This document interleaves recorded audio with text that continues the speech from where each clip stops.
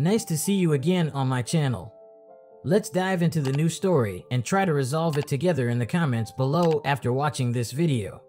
Get comfortable and let's begin.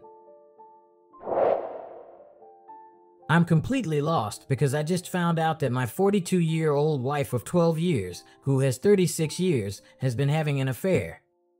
The police called me in for questioning involving the attack on her lover. Original post. I don't know what I'm doing right now. I don't know if this is the right subreddit or if I should even be posting this, but I don't have a clear mind at the moment, and I'm here to ask for some direction. I've been married to my wife for 12 years, and we have an amazing 11-year-old son. Until last night, I thought we had a good marriage. I always believed I was really good to her. We have no money problems, no intimacy problems, and I have never taken her for granted. I honestly wake up every morning and thank God she is my wife. Now, I don't know what to think.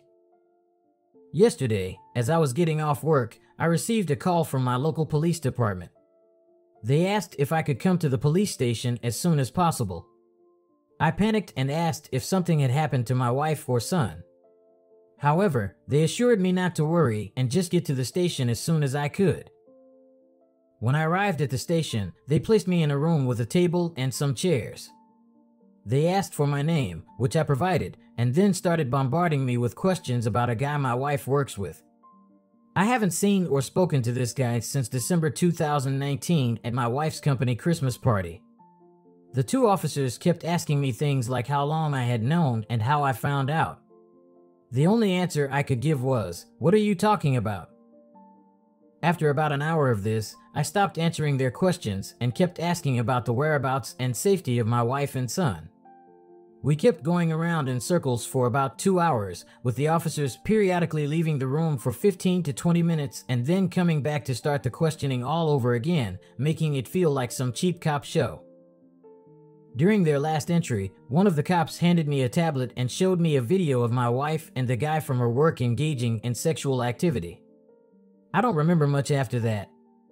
I just remember screaming, "What the F*** K is this?" repeatedly. I had a full-blown panic attack right there in the middle of the police station. The police had a paramedic check me out, and he said my blood pressure was something like 170 over 110. He wanted me to go to the hospital, but I refused and insisted on finding my wife and son. After calming down, the officers explained that the guy in the video had been having an affair with my wife and apparently several other women. That morning, he had been found in critical condition in his driveway, violated and set on fire. It was uncertain if he would survive. His wife had given the police permission to go through his phone and computer, and that's where they found the video of my wife. They asked me where I was that morning, and I told them I was at the gym, then at work. The gym is about 10 minutes away from my workplace. At that point, they said I could go, but they suggested that I might not want to stay at my house because they didn't know if his affair with my wife could be the reason he was attacked. They also mentioned that my wife wasn't the only person he was having an affair with. That's when I rushed home. My son was staying with our neighbors, so I picked him up and we packed some clothes and his laptop for school. I grabbed my gun and we headed to my parents' house, which is 45 minutes away. I still haven't heard from my wife. Her phone is going straight to voicemail. I've called the officer who gave me his card, and he said she is at the hospital with the guy she has been cheating with. I am sitting here in bed with my son on one side of me and my .38 on the other. My dad is sleeping in his chair in the living room with a shotgun across his lap. I haven't slept in over 30 hours. I don't even know where to start. Anything would be helpful right now. Any advice or ideas? I am in a fog. Now for the top comments before reading the update. Well, this is pretty wild, but not uncommon. I believe you know the answer to this one, but it just seems so. What the hell, right now? To break it down, your wife cheated on you, and the guy she cheated with got beaten up badly. The police questioned you and told you about your wife's affair. Understandably, you reacted strongly. You frantically called her and wanted her to answer, but she hasn't responded or called you at all. She is at the hospital with the guy she cheated on you with. What you need to do is put down the .38 and pick up a phone. Get a divorce lawyer and have the police officers properly document her affair with the other guy and obtain evidence of the video they made. This will be undeniable evidence that ensures she won't get away with anything when you divorce. You'll be glad you did this, and it will also help with custody arrangements in the future. I know it's a hard pill to swallow, but she doesn't love you. Imagine the love of your life in the arms of another man who treated many women like his toys. You heard firsthand how many women he deceived. She was more concerned about his safety than yours. I understand that you're hurting a lot, but realize that if the divorce gets messy, your child will be devastated. It's your duty to put an end to this horrendous situation quickly so she can't cause any more trouble. I hope you and your child can get a good night's sleep soon. It sounds like you only have each other and your parents right now. By the way, if you haven't slept in 30 hours, please put away your gun. Your dad's shotgun should be enough. Yeah, my mom took the gun. I'm going to try to get some sleep for a while. Hopefully, you mean ex-wife. But why are you scared? The guy who attacked him should have no bad feelings towards you because you're in the same boat as him. You just need to get rid of the piece of crap wife. She refuses to even talk to you because she's consoling her affair partner. Who knows what kind of craziness is going through this guy's mind? It may have nothing to do with my wife or my family. But the look in the cop's eyes when he told me to stay somewhere else was all I needed to know. I'm so exhausted, I don't know what to think. And now for the update. I attempted to post this on Saturday, December 19th, but it didn't go through, and I got blocked from reposting because I asked a yes or no question. Anyway, here it is again. I'm working a bit, so I may not be able to reply much right now. My original post was removed, but a lot of people messaged me and asked for an update. I thought I would fill everyone in on what has happened this week because the replies I got helped me so much. I really feel like I owe this community a big thank you for helping me get my head on straight and pointing me in the right direction to get everything done as fast as possible. For those people who said my post was fake, my only reply is that I wish from the bottom of my heart that it was. Sometimes the truth is stranger than fiction. For those who said they couldn't find a news story, apparently, due to the nature of the attack, a lot of information was withheld. Even our local news outlets only reported it as an assault, and it was nothing more than a blurb on our nightly news.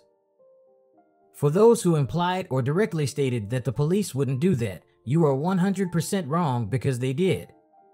I found out from my lawyer that the police can literally do or say anything they want, especially if you aren't under arrest. Short of direct threats of harm, that includes lying directly to your face, which they did. It turns out my wife wasn't at the hospital with her lover. When I contacted the detective, I found out that she had been admitted to the psychiatric facility of that hospital much earlier in the day while he was still in surgery. I don't know why they would lie about that, but they did. Needless to say, this situation has made me very suspicious of law enforcement. After I woke up that afternoon, I contacted my uncle's law partner, who was a family friend. He actually came to my parents' house and sat down with me to go over my options. His entire law firm is now representing me in both the divorce and criminal defense. On Sunday, he got me an emergency custody order and a protective order against my wife for me, my son, and my parents. Our court date is in 60 days. The police served her on Monday as she was leaving the psychiatric hospital. According to her brother, who is a close personal friend of mine, she did not take it well. She is staying with her parents for the time being. I still haven't talked to her, and she hasn't made any attempt to speak to me either. Whether that's due to shame, indifference, or the order of protection, I don't know. But I'm still glad, nonetheless. My wife is not the person I thought she was, and I'm ashamed of myself for not seeing it sooner. I had to tell my son something, so I decided to tell him the truth in an age-appropriate manner. The first words out of his mouth were, "Please don't let mommy take me away." I asked him why he would say that, and from what he tells me, my wife has been treating him very badly when I wasn't around. She told him that if he told me, she would take him away and he would never see me again. She has been emotionally torturing our son, and I was too blind to see it. That devastated me more than the video, to be honest. I told the lawyer about what my son said, and he used my son's statement and her mental state and commitment to get the emergency custody. I have contacted his school for therapy resources, and he will start therapy after the first of the year. I feel like the worst father to ever walk the face of the earth at this point. As for our families, her parents contacted me on Tuesday and asked to come see us. I was still at my parents' at the time, and I told them they could come, but she was not allowed anywhere near us. They agreed. They were so apologetic, and her poor mother didn't stop crying the entire time she was with us. Her father was heartbroken and kept referring to my wife as that girl. They both said they felt like something was going on with her, and they did not raise her to be this way.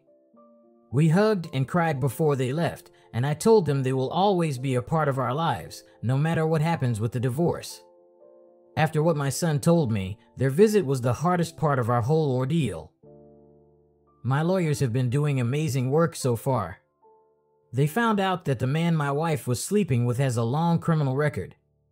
One of the lawyers informed me that when they went to print out the guy's arrest record, the printer ran for 5 minutes straight.